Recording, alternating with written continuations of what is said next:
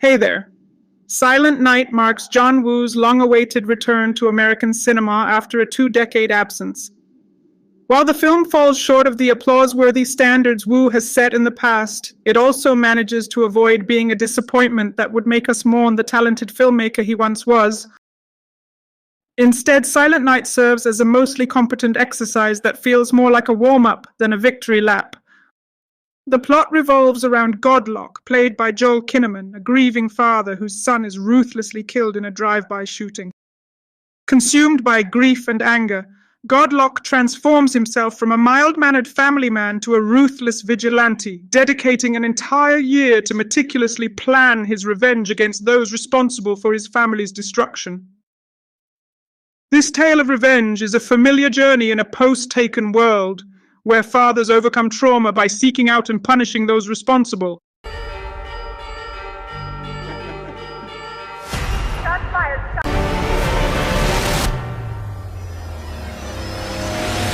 Silent Night shares similarities with this narrative, taking place in a crime-ridden world that pushes our hero to become a vigilante.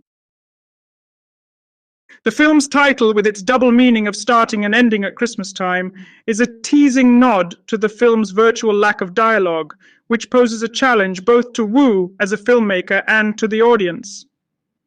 Kinnaman's character is rendered mute after being shot in the throat, leaving his grief and determination to be conveyed through a limited range of facial expressions, an emotional depth that we don't often expect from Kinnaman or these types of films in general. The lack of dialogue and character development is not a significant loss, as these films often follow a video game-like structure with our hero progressing from one boss-level encounter to the next. All units, please respond.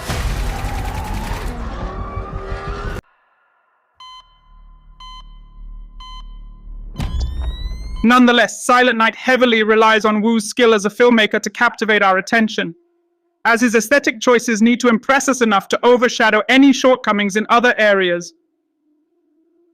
While his style mostly succeeds, it falls just shy of reaching its full potential. Woo's love for melodrama still shines through occasionally, but it is delivered swiftly and without mercy. Surprisingly, it is often more engaging to witness the protagonist's training to become a killer than the ensuing carnage, a departure from the usual journey presented in such films. Perhaps our expectations of Woo's flawless staging of the finale leave us slightly disappointed when it falls short. There are standout moments, particularly those involving a spiral staircase, but the storm of gunfire and screeching tires sometimes lacks the impact we hope for.